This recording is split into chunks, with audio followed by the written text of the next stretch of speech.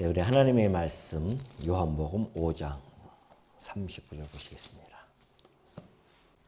요한복음 5장 39절입니다. 너희가 성경에서 영생을 얻는 줄 생각하고 성경을 연구하거니와 이 성경이 곧 내게 대하여 증언하는 것이니라. 그러나 너희가 영생을 얻기 위하여 내게 오기를 원하지 아니하는도다. 나는 사람에게서 영광을 취하지 아니하노라. 다만 하나님을 사랑하는 것이 너희 속에 없음을 알았노라. 나는 내 아버지의 이름으로 왔음에 너희가 영접하지 아니하나 만일 다른 사람이 자기 이름으로 오면 영접하리라. 너희가 서로 영광을 취하고 유일하신 하나님께로부터 오는 영광은 구하지 아니하니 어찌 나를 믿을 수 있느냐. 내가 너희를 아버지께 고발할까 생각하지 말라. 너희를 고발하는 이가 있으니 곧 너희가 바라는 자 모세니라. 모세를 믿었더라면 또 나를 믿었으리니 이는 그가 내게 대하여 기록하였음이라. 그러나 그의 글도 믿지 아니하거든 어찌 내 말을 믿겠느냐 하시니라. 47절까지 봉독해 드렸습니다. 우리 지난 시간에 살펴보았듯이 예수님께서 구약 성경에 대하여 정확하게 진단해 주셨습니다. 그 성경은 곧 내게 대하여 증언한 것이라 그렇게 말씀해 주셨죠. 사실 이 성경을 보면 유대인들은 그 성경을 정말 소중하게 그들은 간직하고 성경을 늘 그들은 상고합니다. 근데 그 성경을 통해서 하나님의 아들이신 그리스도에 대한 내용이 사실은 선명하게 보여져야 되는데 그들은 여전히 그 성경을 보면서 전혀 다른 그러한 관점으로 성경을 보았기 때문에 하나님의 아들에 대한 그러한 메시지를 제대로 파악하지 못했던 것 같습니다. 왜 그러냐면, 자, 우리가 율법을 보잖아요. 그 율법을 보면 하나님께서는 그 다양한, 구약 성경의 다양한 방법을 통하여서 하나님의 아들에 대해서 증언했는데, 이 율법을 보면, 정말 우리 인간들이 도저히 그 율법을 지킬 수 없는 것을 사실은 깨달아야 됩니다. 그 율법의 대강령이라고 할 수 있는 하나님 사랑과 이웃 사랑이 있는데 우리 타락된 인간들이 자기 좋은 소견대로 살아가고자 하는 인간들인데 어떻게 하나님을 사랑할 수 있으며 이웃을 사랑할 수 있겠습니까? 그건 어불성설이죠.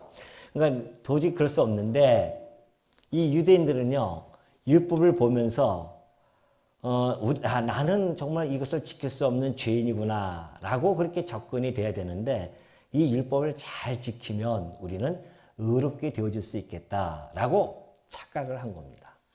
그러니 율법을 보면서 그것을 지키려고 애를 썼고 그것이 안 되면 안 될수록 좌절감을 느끼기도 할 터인데 오히려 그들은 자기네들은 율법을 잘 지킨다고 착각하면서 살아갔던 그런 자들이 있었습니다. 그것이 이제 바리새인들의 모습이었었죠.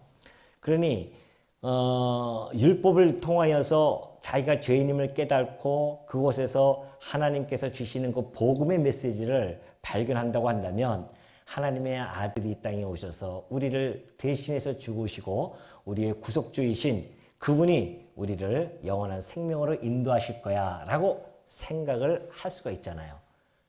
근데 정반대의 현상이 나타났단 말입니다. 율법을 통하여서 의로움을 자꾸만 추구했던 그들의 모습이었습니다.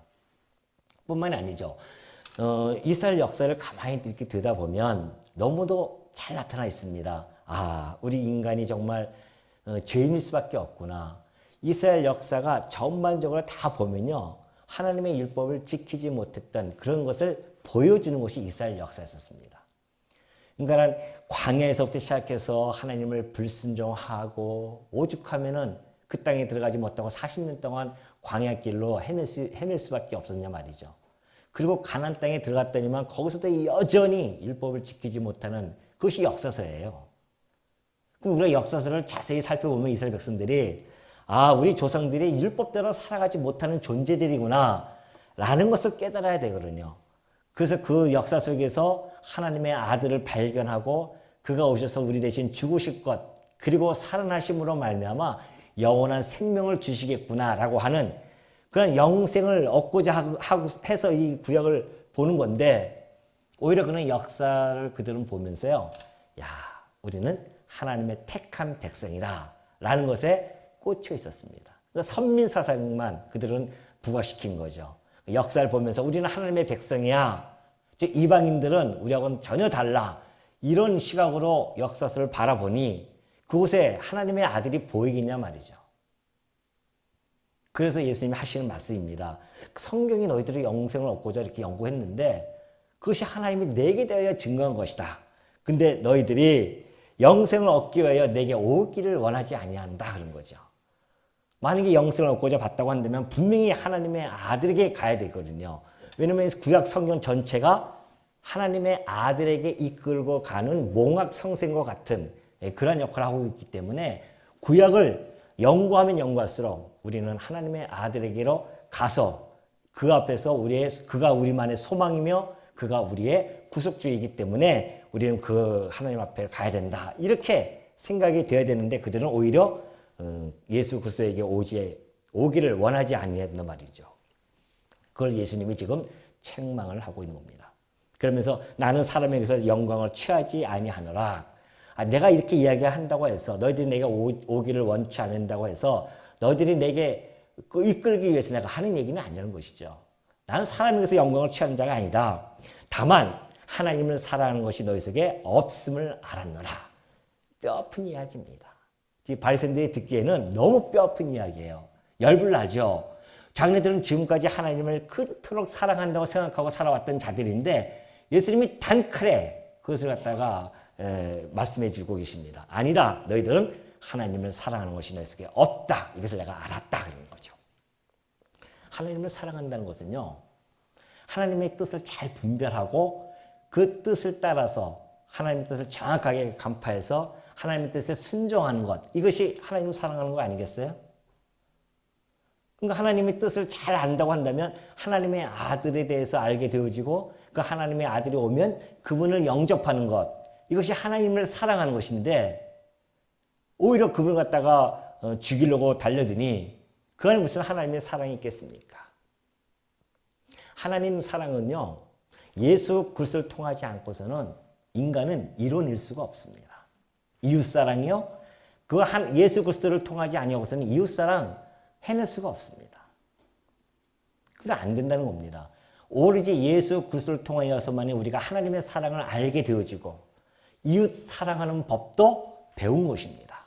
그러니까 하나님의 아들은 예수 그리스도께서 이 땅에 오셔서 하나님의 사랑을 직접 보여주셨단 말이죠. 그래서 내가 너희를 용서한 것처럼 너희도 서로 용서해줘라. 내가 너희를 이렇게 사랑한 것처럼 너희도 서로 사랑하라. 이것이 하나님께서 아들을 통하여 주시는 복음의 메시지란 말이죠. 그러니 예수 그리스도를 배제해놓고 하나님을 사랑한다? 이웃 사랑한다? 안 돼요. 그건 새빨간 거짓말입니다. 지금 예수님이 그걸 너무나 잘 알고 계시기 때문에 너희들 나를 지금 사랑하지 않는데 어떻게 너희가 하나님을 사랑한다고 이야기할 수 있겠냐 말이죠. 그건 너희들은 하나님 사랑하는 것이 너희 속에 없음을 내가 안다는 것이죠. 나는 내 아버지의 이름으로 왔음에 너희가 영접하지 아니하나 만일 다른 사람이 자기 이름으로 오면 영접하리라. 사실 이스라엘 역사를 보면 그래요. 사도행전에서 잘 나타나 있듯이 드다가 나타납니다. 드다가 나타나서 자기를 스스로 선전을 해요. 내가 메시아다 그렇게 이야기합니다. 그러니까 많은 사람이 따릅니다. 한 400명 정도가 따랐대요. 400명 정도가 따랐는데 그가 죽임을 당해요. 그랬더니만 그 많은 사람들이 또 흩어집니다. 또 한참 있다가 또 갈리에서 유다라는 자가 나타납니다. 그래서 그 백성을 미혹을 해요. 자기가 메시아라고. 그래서 또 많은 사람이 따라다닙니다. 그도 죽으니까 또 그것도 끝나버렸어요. 심지어는 예수님이 이제 그 빌라도 총독 앞에 가서 빌라도가 백성들 앞에서 그러지 않습니까? 그들이 막 예수님을 십자가에 못 박아야 된다고 막 소리 지릅니다. 그러니까 빌라도가 하는 이야기가 아니 너희들의 왕인 이 자를 내가 십자가에 못 박으랴? 그랬더니만 그들이 하는 말이 뭐예요?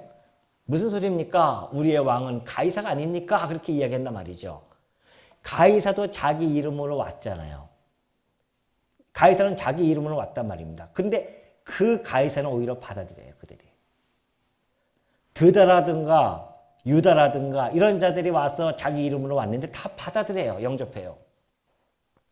근데 아이러니하게도 예수님은 뭐예요? 아버지의 이름으로 왔어요. 예수님이 이름이 아버지의 이름 아닙니까? 구원자 여호와라는 이름을 가지고 왔는데도 불구하고 그 이름은 받아들이지는 않습니다. 여기서 우리는 하나님의 지혜를 엿보게 되는 겁니다. 하나님의 지혜죠. 그토록 그들이 기다렸던 자기네들의 그 메시아를 알아보지 못하는 것, 이게 하나님의 지혜입니다. 그 덕분에 오늘 이방인인 우리들이 그 예수님을 우리는 알아보고 영접하게 되어지는 이 놀라운 역사가 이루어진 겁니다. 하나님은 유대인들에게 복음의 때를 맞이하게 하시려고 그 유대인들로 하여금 자기네들의 왕을 알아보지 못하게 하는 이 정말 절묘한 하나님의 그 지혜, 이것을 우리는 찬양을 드릴 수밖에 없죠. 그러면서 이제 너희가 서로 영광을 취하고 유일하신 하나님께로부터 오는 영광을 구하지 아니하니 어찌 나를 믿을 수 있겠느냐 그래요. 예수님이 계속해서 그들의 그 심장에다가 못을 좀 받고 있는 거죠. 너희들은 서로 영광을 취하는 자들이라는 겁니다. 그러니 하나님이 유일하신 하나님께서 보내신 이 하나님의 영광, 예수님께서는 하나님의 영광의 광채 아니십니까? 그 영광의 광채가 왔는데 그 영광의 광채는 구하지 않고 오히려 자기들의 영광을 구하고 있었기 때문에 영광을 구한다는 것이죠. 생각해 보십시오. 이미 자기네들의 영광에 취해 있는 자들이 뭔 또 다른 영광을 구하겠습니까? 이들은 지금 그 세속적인 종교에 이미 빠져 있고 종교의 기득권자로서 자림하고 있던 자였었습니다.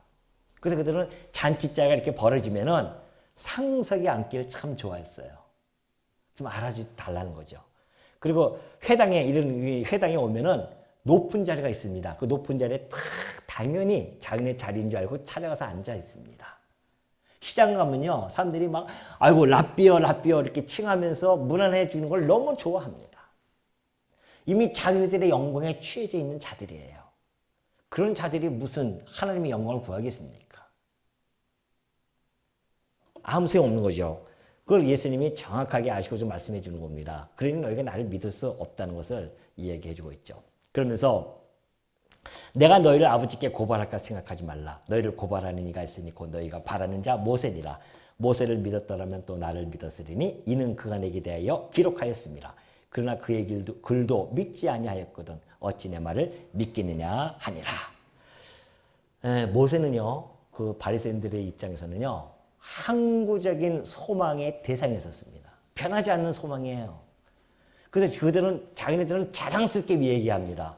우리는 모세의 제자야. 그래서 어떤 예수님이 고쳐준 병든 자가 자꾸 예수님 편을 드니까 너는 그의 제자이나 우리는 모세의 제자다. 그러면서 그 모세의 제자됨을 얼마나 자랑했는지 몰라요. 근데 예수님이 지금 하시는 말씀이 오히려 역설적으로 그 모세가 너희를 고발할 거야. 그럴 수밖에 없죠. 왜? 모세는요, 끊임없이 하나님의 아들에 대해서 이야기한 거란 말입니다. 근데 모세의 글을 읽으면서 그들은 그 모세의 글을 가지고선 분석하고 따지고 지키려고 애를 쓰고 모세의 율법에 호소를 하고 이랬던 자들이 있었어요. 예수님한테 모세의 율법을 잣대를 들이댄 거 아닙니까? 모세의 율법에 호소를 한 거예요. 네가 안식일을 지키지 못하지 않았느냐 이러면서. 근데 그 모세의 제자라고 자랑을 했지만 오히려 예수를 믿지 않음으로 말미암아 그들이 거짓 제자임을 드러냈다는 것입니다. 그러니 모세가 예수님에 대해서 이야기했는데 예수님을 안 믿어? 그럼 모세 글도 너희가 안 믿는 거야 라고 정확하게 그들에게 이야기해 줍니다. 그러니 그 사람들이 가만히 있겠어요? 얼마나 지금 열불 나겠습니까? 말씀 한마디가 그들의 가슴을 후벼 파는 그런 이야기를 해주고 있습니다. 그러니 여러분, 평생을 연구했던 이 바리새인들이 예수를 알아보지 못했다고 하는 것은 그 구약을 정확하게 올바른 관점으로 접근하지 못했다는 거 아닙니까? 평생을 연구했는데, 평생을 그들이 가지고 있는 그 성경을 가지고. 근데 오늘 여러분과 저는요, 뭐 평생을 이걸 연구했겠습니까? 근데 우리는 그 구약을 보면서 예수 그리스도가 보인단 말입니다. 그의 음성이 들려져요. 그의 형상이 보여지고. 그래서 제가 늘 말씀드리는 것이 우리가 얼마나 복된 자리에 있는 자인 줄을 깨달지 못한다고 한다면 그것 좀 안타까운 일이 없겠습니까?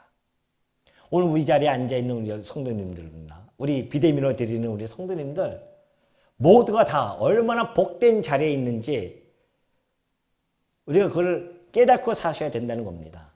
왜? 우리가 구약을 통해서 예수 그리스도가 받아들여졌으니까. 이거 아무나 하는 것이 아니란 말이죠. 평생을 연구했던 바리새인은 알아보지 못했다니까요. 근데 우리는 어떻게 해서 알아봤을까요?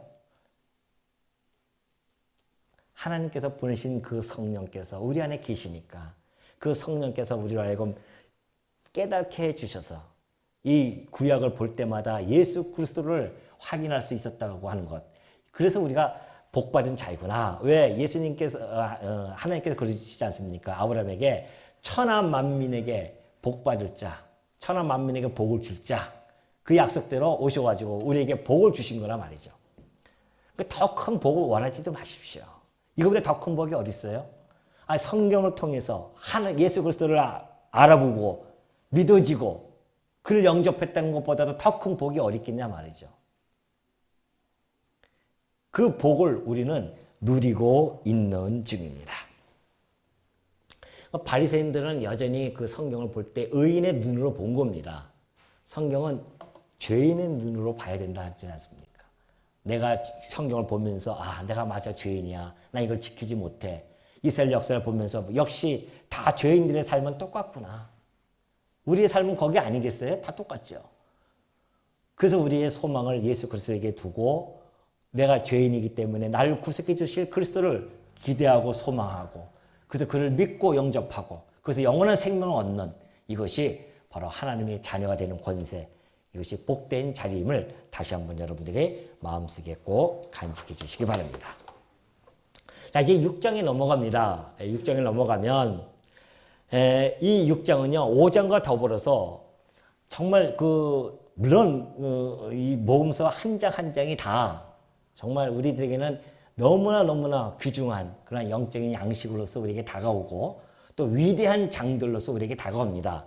그러나 그 중에 이 6장은 또 우리들에게 참으로 우리의 가치관을 전환시킬 수 있는 그런 장입니다. 그렇기 때문에 우리에게 너무 소중한 장이죠. 이 6장은요, 우리 인간들의 최고의 가치로움을 느끼고 있는 것이 뭡니까? 우리가 살아가면서 이것이 최고의 가치로움이야. 이것은 우리의 육적인 생명입니다. 그렇죠? 생명을 우리는 최고의 가치로움을 느낍니다. 그러면 그 최고의 가치로운 생명을 보존시키는 데에 절대적인 요소가 뭘까요? 절대적인 요소가 양식입니다. 그렇죠? 이 육적 양식은 우리의 생명을 보존시키는 데 없어서는 안 될 필수적인 요소입니다. 그래서 많은 사람들이 늘 그 육적 양식에 관심을 가지고 살아가지 않습니까? 오늘 여러분들이 가서 다 일하고 이런 것들도 우리가 하나님을 만나기 전이야 그런 가치를 모르니까 우리가 먹고 살려고 다 하는 거 아니겠냐 말이죠. 그죠? 우리 삶이 다 그 육적 양식을 획득하고자 노력하는 거 아니겠냐 말입니다. 얼마나 중요한지 몰라요, 육적 양식이. 근데 예수님이 이 6장을 통해서요, 그 가치관을 우리가 완전히 다 바뀌어버립니다. 육적 양식이 중요한 것이 아니라는 겁니다. 참된 양식이 있다는 거죠. 아니, 양식은 양식인지 또 참된 양식은 뭡니까? 참된 양식이 있다는 겁니다. 그것이 바로 6장에서 우리 주님께서 증언하는 내용입니다. 자, 이 6장은요, 이제 초반부에 표적적인 사건이 나죠. 여러분이 잘 알고 계시는 오병이어의 표적이 나타납니다. 그리고 후반부에는 그 표적을 통하여서 드러나는 생명의 떡이라고 하시는 예수님께서 당신이 생명의 떡이라고 하는 증언을 해 가시죠. 그러니까 표적을 보여주시는 것은 이 생명의 떡을 증언하시기 위해서 보여주시는 표적입니다. 그걸 먼저 보여주시고 그 다음에 이제 당신이 생명의 떡이심을 증거해 주는 것이 바로 그 후반부에 나타나는 내용이죠. 그 너무 중요한 내용이에요. 이것이 오병이의 사건이 너무 중요하기 때문에 마태, 마가, 누가, 욥 네 복음서에서 공통적으로 다루는 유일한 표적입니다. 다른 것들은 마태가 다루기도 하고 누가가 다루기도 하고 또 빠지기도 하고 다 이러는데 오병이어만큼은요 네 복음서에서 똑같이 다룹니다. 공통적으로 유일하게 이 오병이어 표적을 다루고 있어요. 그만큼 중요하다는 것을 복음서 기자들이 간파하고 여기다가 다 집어넣은 겁니다. 그러니 오늘 우리가 이 오병이어의 표적을 보고 그 이후에 증언에 가시는 우리 예수님의 증언을 들으면 얼마나 우리가 정말 풍요로운 그 양식을 먹을 수 있는지를 다시 한번 기대하면서요. 6장으로 한번 들어가 보도록 하겠습니다. 자, 이 6장에 보시면 아시다시피 우리 지난 시간에 살펴보았듯이 5장 36절 보면 그러잖아요. 내게는 요한의 증거보다 더 큰 증거가 있으니 아버지께서 내게 주사 이루게 하시는 역사 곧 내가 하는 그 역사가 아버지께서 나를 보내신 것을 나를 위하여 증언하는 것이다. 이렇게 말씀하셨어요. 너희들이 날 믿지 않아도 좋다는 거죠. 그러나 내가 하는 일을 너희가 보고 믿어라. 그런 이야기입니다. 그것이 바로 오병이어의 표적입니다. 곧바로 나오잖아요. 이제 내가 아버지께서 나를 통하여 행하신 이 표적을 보아라. 그걸 보고 내가 하나님의 아들이심을 우리 하나님께서 증언해 가시는 것이다. 그러니 오병이어의 표적이 지금부터 우리들에게 다가오는데요. 한번 보겠습니다. 6장 1절. 그 후에 예수께서 디베라의 갈릴리 바다 건너편으로 가시매 큰 무리가 따르니 이는 병자들에게 행하시는 표적을 보았음이러라. 자, 예수님께서 이제 주 무대가 이제 갈릴리였었고, 근데 요한복음은 주로 이제 유대에서 하는 걸 하는데 그 와중에 이제 갈릴리에서 역사하신 사건을 여기다 기록한 겁니다. 이제 언덕길을 이렇게 가시는데요. 막 큰 무리가 따릅니다. 그 뒤에 보면은 장정, 남자만 5천 명이에요. 그러니까 몇 명인지 모릅니다. 하여튼 큰 무리예요. 여성과 아이들까지 따지면은 뭐 많다는 얘기죠. 남자만 5천 명이니까. 그 인원들이 무리가 막 따릅니다. 근데 왜 따르냐면은 병자들에게 행하시는 표적을 보았어요. 똑같은 표적인데요. 바리새인들은 대립각을 세우고요. 그리고 백성들은 따릅니다. 서민들은 따라요. 그때 당시 서민들은요. 지금처럼 이렇게 풍요로운 시대가 아니잖아요. 먹을 것도 별로 없었고 힘들고 배우지도 많이 못했고 그런 사람들이 있었습니다. 그 로마의 속박에 의해서 세금은 늘 떼이고 그러니까 늘 부족한 사람들이 있었습니다. 그러니 병들면 병원에 갈 수도 없어요. 그런데 놀라운 일을 본 겁니다. 지금 예수님이요 앉은 38년 된 병자를 고치기도 하고 수많은 병자 그리고 그 가나 지역에 가서 그 왕 신하의 아들을 고치기도 하고 이걸 직접 본 거예요. 그들의 그걸 본 순간 어떤 마음을 가졌겠습니까? 야, 대단하다. 자기들의 육적인 욕구를 채워줄 수 있는 분이 드디어 나타나셨다. 뿐만이 아니라 호기심이 막 한껏 가득 차 있습니다. 우리 옛날에 그 보면은 어떤 큰 서커스라든가 이런 거 보면은 막 그냥 호기심에 사람들이 막 쫓아다니지 않습니까? 막 구경하느라고.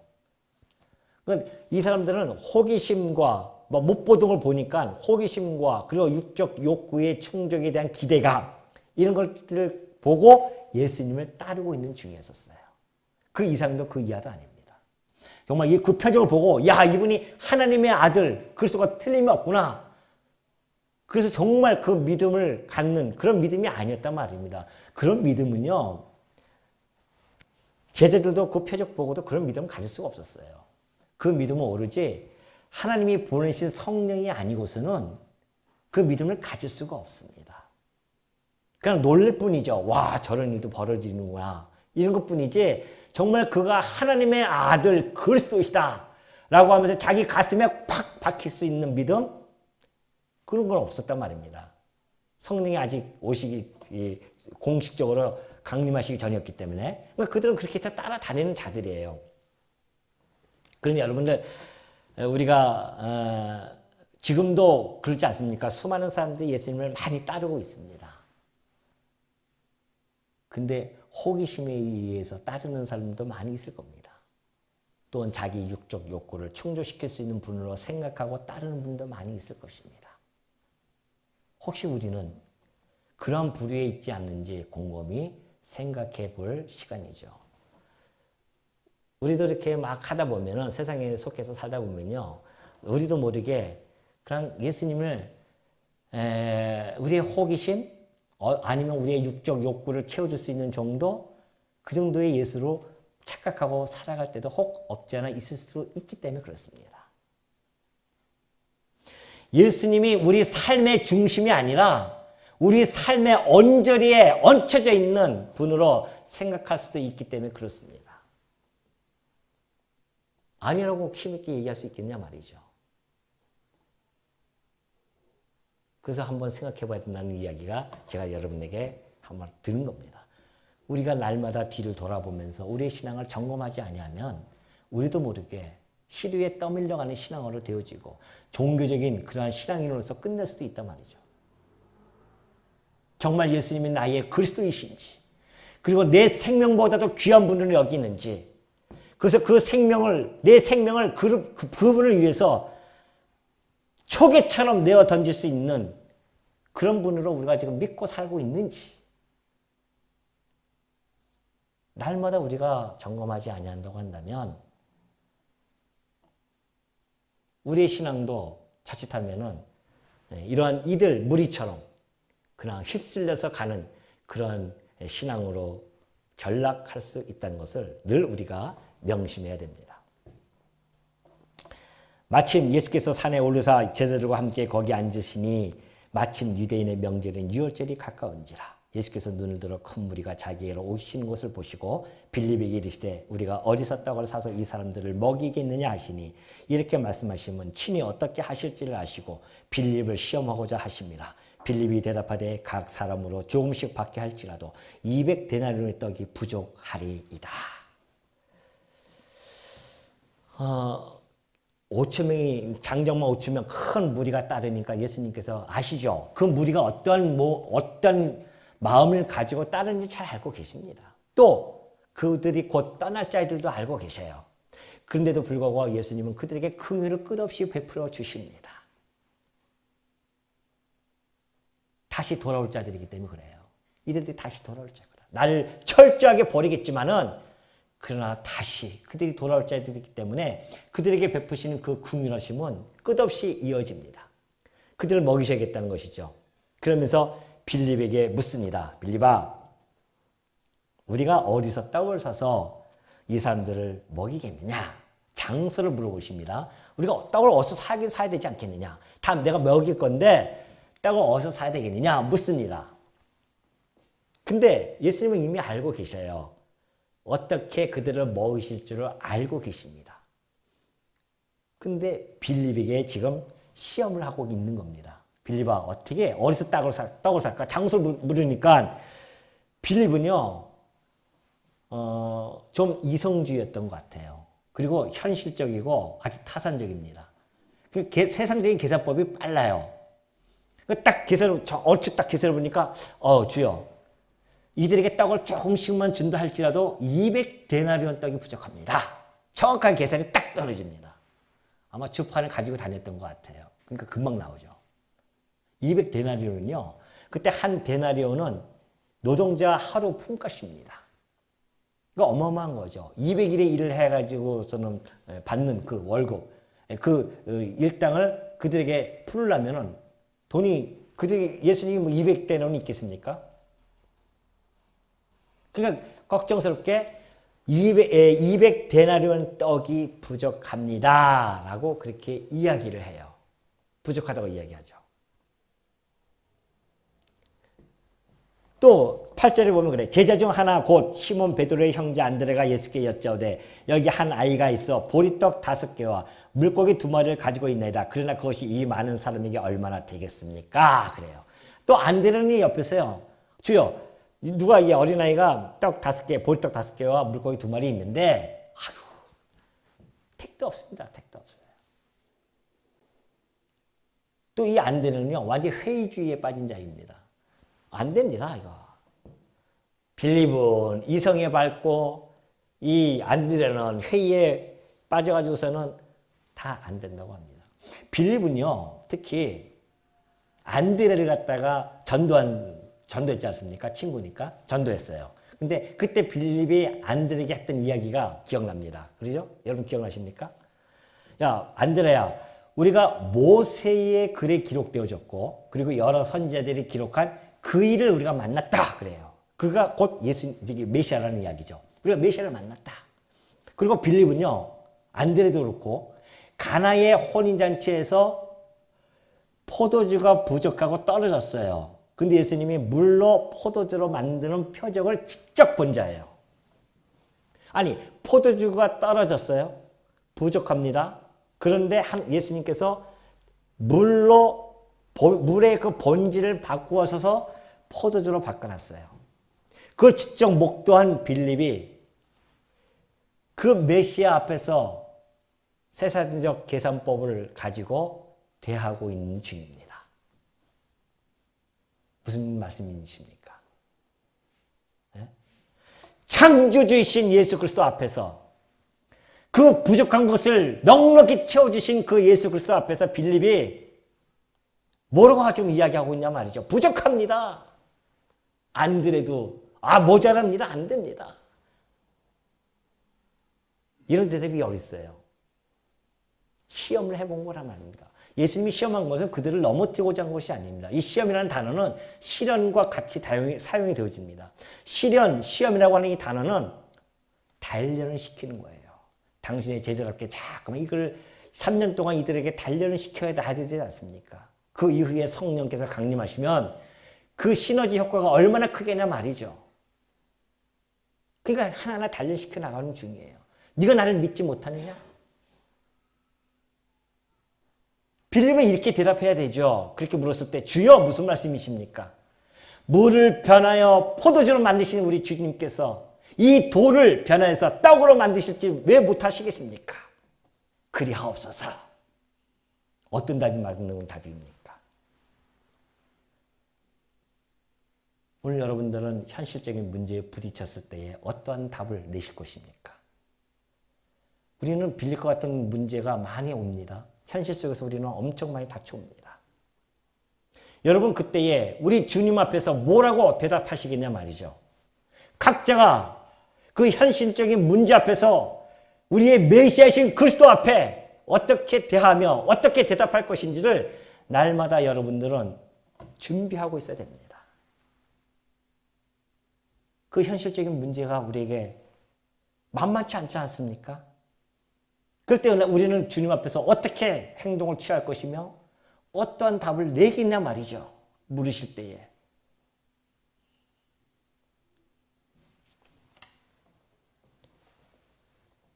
조금 힘들다고 하나님을 예수를 그리스도를 버리고 도망가고 그런 사람이 부지기 있습니다. 육적인 문제, 어려움이 현실적인 문제가 닥쳤다고 해서 그것이 잘 안 풀린다고 해서 예수 그리스도를 떠나신 분들이 참 많이 있습니다. 우리는 그러지 않는 법이 있겠습니까? 지금은 형통하니까 찬송하고 산다고 하지만 정말 죽기보다 힘든 그런 어려움이 닥쳤을 때에 우리는 그리스도 앞에서 뭐라고 우리는 대답할 거냐 말이죠. 그 대답을 얻기 위해서 우리는 날마다 말씀을 상고하는 거 아닙니까? 이 말씀을 상고하고 또 상고하는 것은 예수 그리스도가 누구인지를 철저히 알고 그로 말미암아 우리가 어떤 문제 앞에서도 그 앞에서 우리가 당당하게 그의 지체답게 그의 그리스도의 군사답게 담대하게 행동하며 담대한 답을 내놓을 수 있는 것 여러분이 스스로 그 문제의 답을 간구하시기 바랍니다.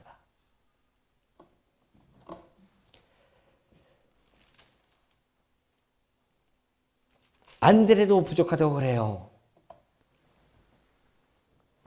자, 이 사실 이런 시험은요, 모세도 동일하게 주어졌었어요. 모세가요, 하늘에서 만나가 떨어지잖아요. 만나가 떨어지고서는 그들이 만나를 먹습니다. 인간들이 그렇습니다. 뭐 하나 먹으면 그거 하나 계속 먹으면 지겹잖아요.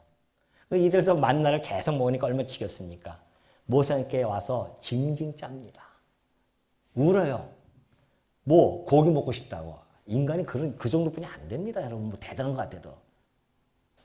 모세에게 와서 우리가 애굽 땅에 있었으면은 조금이라도 고기 그거 몇 점이라도 얻어 먹을 수 있었을 텐데 이 광야에 나와서 우리가 고기도 못 먹고 이게 뭐냐고 하면서 막 울고불고 합니다. 모세가 하나님 앞에 가서 뭐라고 한 줄 아십니까? 주여, 저들이 지금 고기가 먹고 싶다고 내게 와서 눈물을 흘리면서 징징 짜고 있습니다. 진짜예요. 그렇게 표현이 되어 있어요. 예?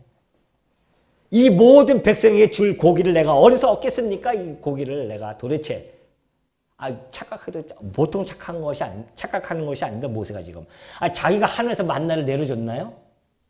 내가 어떻게 이 고기를 갖다가 얻을 수 있겠습니까? 그들이 나를 향하여 울며 이렇게 이야기합니다. 고기를 달라고. 책임이 내가 심히 중하여 나 혼자 이 모든 백성을 감당할 수 없습니다. 모세도 그 시험을 똑같이 당했었어요. 아니, 홍해를 건넜고 하늘에서 만나를 받던 모세조차도 이런 답이 나온다니까요. 우리 신앙을 자신하지 마십시오. 나는 안 그럴 거야. 자신하지 마십시오. 하나님의 은혜로 붙들어주고 있기 때문에 우리가 이 자리에 버티고 있는 것이지. 하나님의 은혜 손이 떠나버리면 우리도 어디에 어느 구석에서 지금 죄악 가운데 살고 있을지 아무도 모른다 말입니다. 아니 모세도 그 아주 절체절명의 위기에 있던 자였었습니다. 어디에? 홍해 앞에 있었던 자였었어요. 애국 군대가 막 몰려옵니다. 근데 하나님께서 그 큰 바다 물길 밑에 하나님의 형통함, 그 은혜의 길을 준비해 놨다는 것을 아무도 몰랐잖아요. 그게 하나님의 지혜인데. 근데 그 길이 확 열릴 때 비로소 그들이 하나님을 찬송했단 말입니다. 하나님이 그런 길 준비 안 해놓고 당신의 백성들을 홍해 앞으로 몰아내겠습니까? 안 그래요? 우리들에게 닥친 그 현실적인 문제 앞에 하나님이 그걸 왜 주셨겠냐 말이죠. 뒤에 형통함을 준비해놓고 준비하지 않고 하나님이 그걸 주셨겠습니까? 당신의 살아가는 백성들에게? 아니 육신적인 우리 부모도 우리 자식들에게 어떻게든지 잘해주고 싶은 것이 우리 육신적인 마음인데 하물며 하늘에 계신 우리 아버지께서 당신의 자녀들 핏값으로 산 그 자녀들을 갖다가 할 일이 없어서 어려운 문제를 우리에게 던져주겠냐 말이죠. 그 해답을 이미 다 준비해놓고 우리에게 문제를 주시는 거란 말입니다. 그 문제 앞에서 우리가 어떻게 해야 되는지 잘 아시지 않습니까? 모세도 당연히 이런 답이 나와야 되지 않겠습니까? 너희들 염려하지 마라. 너희들이 지금까지 먹고 입었던 것이 다 누구의 탓이냐? 하나님께서 하늘에서 내려주신 만나가 아니었었느냐? 하나님께서 곧 고기를 너희로 배불리게 먹게 하실 것이다. 이렇게 이 얘기가 나와야 되는데 전혀 그러지 못했다니까요. 그래서 자신하지 말라는 겁니다. 과신하지 말라는 겁니다. 우리 신앙을. 날마다 하나님께 은혜를 구할 수밖에 없는 우리의 연약함을 우리가 인지하고 인정하고 우리 주님께 날마다 은혜의 손길을 구해야 하는 이유가 바로 여기에 있음을 여러분이 꼭 명심해 주시기 바랍니다. 8절 9절이죠. 8절 9절에 한 어린아이가 이제 안드레가 떡 5개를 하죠. 이 사건은요. 이 오병이의 사건은 사실 여러분이 어디서 많이 보던 사건일 수도 있습니다. 이것이 바로 이 사건이 벌어지기 전 880여 년 전에 이와 흡사한 이 사건과 오버랩이 되는 그런 사건이 하나 있었습니다. 그것이 바로 열왕기하 4장 42절입니다. 이 열왕기하 4장 42절 보면 나와 있죠. 한 사람이 바알 살리사에서부터 와서 처음 만든 떡, 그 보리떡 20개와 또 자루에 담은 채소를 하나님의 사람에게 드린지라 그가 이르되 무리에게 주어 먹게 하라. 그 사환이 이르되 내가 어찌 이것을 100명에게 주겠나이까 하나 엘리사는 또 이르되 무리에게 주어 먹게 하라. 여호와의 말씀이 그들이 먹고 남으리라 하셨느니라. 그가 그들 앞에 주었더니 여호와께서 말씀하신 대로 먹고 남았더라. 너무 흡사하잖아요. 880년 전에 엘리사 선지자 앞에 나타났던 현상이 있었습니다. 엘리사가요, 제자들이 많이 모였었어요. 100명 넘습니다. 근데 그 제자들이 먹을 게 없어요. 근데 마침 볼떡 20개와 자루에 채소 한 마리 채소를 이렇게 가져왔습니다. 그러니까 사환이, 엘리사가 그래요. 다 나눠줘서 먹게 하라. 그 사환이 하는 이야기가 부족합니다. 100명이나 되는데 그걸 어떻게 다 먹을 수 있습니까? 안 되라고 똑같은 얘기예요, 지금. 그러니까 여호와께서 먹이시라고 했다. 걱정하지 말고 나눠줘라. 나눠주기 시작합니다. 근데 웬일입니까? 그들이 먹고 여호와의 말씀대로 먹고 남았더라. 예수님께서 그러셨죠? 구약은 내게 대하여 증언한 것이다. 그러니 이 엘리사를 통하여 나타났던 이 표적의 사건은 곧 참 선지자이신 그리스도께서 나타내실 표적적인 사건, 예표적으로 보여줬던 그런 사건임이 틀림이 없습니다. 우리 주님이 그 구약의 말씀을 이루어 주려고 이 땅에 오셔서 그 오병이의 지금 사건을 지금 펼쳐 보이시고 있는 것이죠. 자, 그러면서 예수께서 이르시되 이 사람들로 앉게 하라 하시니 그곳에 잔디가 많은지라 사람들이 앉으니 수가 5,000명쯤 되더라. 예수께서 떡을 가져 축사하신 후에 앉아있는 자들에게 나눠주시고 물고기도 그렇게 그들의 원대로 주시니라. 그들이 배부른 후에 예수께서 제자들에게 이르시되 남은 조각을 거두고 버리는 것이 없게 하라 하시므로 이에 거두니 보리떡 5개로 먹고 남은 조각이 12바구니에 찼더라. 여러분 이 사건은요, 이 유명한 사건이기 때문에 이 자유주의 신학자들은요, 이것을 어떻게 접근하냐면 그때 사람들이 환상으로 그걸 먹었다고 하는 자들이 있어요. 환상으로. 사람들이 하나 환상으로 먹은 것이다. 그 제자들이 이렇게 부풀어서 이렇게 이야기한 것이다. 또 어떤 자들은 어떤 그 아이가 그 도시락을 꺼내니까 난 옆에 사람들이 다 우리도 가져온 도시락을 꺼내서 먹자 해가지고 다 같이 먹었다는 거죠. 먹고 배부르고 12광주가 남았다고 하는 것은요, 환상적인 것도 아니고 도시락을 쌓은 이야기도 아니라는 겁니다. 그걸 역사적으로 실질적으로 보여주는 사건입니다. 어떻게 해서든지 예수를 하나님의 아들을 믿고 싶지 않은 자들의 농간들이죠.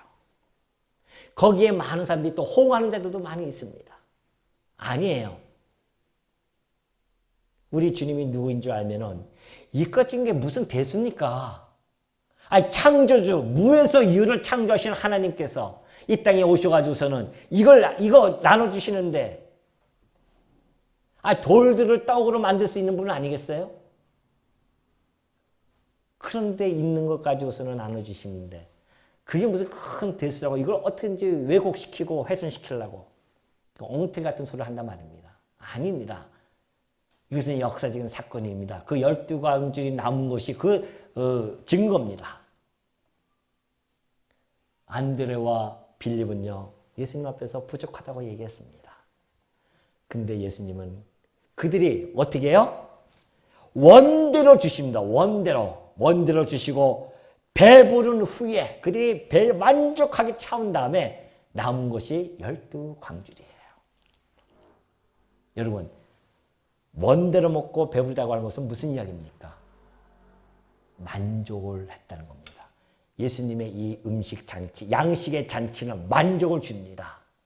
그들이 먹고 배부르도록 만족을 주십니다. 만족은요, 기쁨과 즐거움이 함께 동반합니다. 그러잖아요. 우리 배고프다가 먹으면 기분이 참 좋아져서 막 애들 보면은 콧노래 나고, 애들만 그러는 것이 아닙니다. 어른들도 그래요. 맛있는 거 먹고 배부르면요, 그냥 콧노래가 나와요. 그러면 행복한 거 아니겠어요? 아니, 만족하고 기쁘고 즐거우면 행복한 거 아니냐 말이죠. 예수님이 베푸시는 그 양식의 잔치가 얼마나 행복한 자리나 말입니까? 그들은 부족하다고 봤는데 우리 주님은 넉넉히 참차고 넘치게 주십니다. 이것이 예수님을 통하여 베푸실 그 잔치의 특성입니다. 아직까지도 12강주 남았다고 하는 것은 또 12제자에 의해서 12강주가 딱 남아요. 그럼 그들이 넉넉히 먹고 배불러요. 근데도 남았다고 하는 것은 아직 먹어야 할 자들이 남아있다는 겁니다. 그죠? 아직 먹어야 할 자를 하나님께서 버리지 말라, 예수님께서. 버리지 마라. 아직 먹어야 할 자들이 있다. 이건 육적으로 보여줬지만은 이것이 영적으로 우리들에게는 그대로 적용되어져서 우리 이방인들이 그 주님이 주신 이 양식 장치에 함께 참여되어서 얼마나 지금 배부르게 먹고 있냐 말이죠. 참된 양식을. 그런 사건이 벌어지고 나니까 그 사람들이 현장에서 목도한 그 사람들이 예수께서 행하신 이 표적을 보고 말하되 이는 참으로 세상에 오실 그 선지자라 하더라. 그러므로 예수께서 그들이 와서 자기를 억지로 붙들어 임금으로 삼으시려는 줄 알고 다시 혼자 산으로 떠나가시니라. 폭발적인 반응이 나타나기 시작합니다. 폭발적이에요. 왜 폭발적입니까? 인간이 가지고 있는 가장 문제거리 두 가지가 있습니다. 그것이 바로 육적으로 병드는 거 하나 하고요. 배고픈 겁니다. 이 두 가지만 해결하면요. 이 정치라고 하는 것은 이 두 가지 해결해 주면요. 백성들에게 온갖 패를 다 받을 수가 있어요. 세상 정치는 먹을 거 해결해 주면요. 최고의 정치라고 합니다. 정치라는 것이 그거 아니에요? 백성들 잘 먹고 잘 살게 하는 거? 아니, 지금 우리 주님께서 그들이 병을 고치는 거, 그 육체적인 가장 고통스러운 것을 해결해 줬어요. 그걸 보고 따라왔는데 이게 웬일입니까? 배고픔까지도 해결해 주고 계세요. 인간이 가지고 있는 최고의 난점 이 두 가지를 그대로 해결해 줬단 말입니다. 해결사예요. 한 방에 그것도 그냥 해결해 줍니다. 그들로서는 어찌 그를 왕으로 세우지 않을 수 있겠냐 말이죠. 당연한 거죠. 어떻게 해서든지 그를 왕으로 세우고자 합니다. 그들에게는 완벽한 왕이 되어줄 수 있습니다. 그 모든 문제를 해결할 수 있는 해결사이기 때문에 그는 그들을 왕으로 세우고자 그렇게 합니다. 그런데 우리 주님의 반응은 전혀 다릅니다. 그들을 떠나요. 다시 혼자 산으로 떠나가십니다. 그 수많은 인기를 뒤로 하고 그 폭발적인 그 반응을 뒤로 하고 예수님은 혼자 따라요. 왜? 예수님의 생각과 그들의 생각이 동이 서에서 먹은 것처럼 전혀 다릅니다. 우리 주님이 세우실 나라는 썩고 쇠하고 없어질 나라가 아닙니다.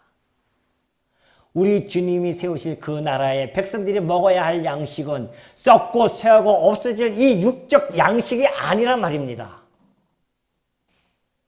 그것이 바로 요한복음 18장 36절에 잘 나타나 있습니다. 예수님께서 빌라도에게 그렇게 이야기합니다. 예수께서 대답하시되 내 나라는 이 세상에 속한 나라가 아니다. 만일 내 나라가 이 세상에 속한 것이었더라면 내 종들이 싸워 나로 유대인들에게 넘겨지지 않게 하였으리라. 이제 내 나라는 여기에 속한 것이 아니니라. 우리 주님의 나라가 이 땅에 속했으면 벌써 세웠죠. 이 나라가 아니라는 겁니다. 근데 이 사람들은 이 나라의 왕으로 세우고자 하는 겁니다. 전혀 다르잖아요. 주님의 뜻과는 전면적으로 배치되어지는 그런 모습들을 그들은 보여주고 있습니다. 우리 주님이 세우신 나라는요.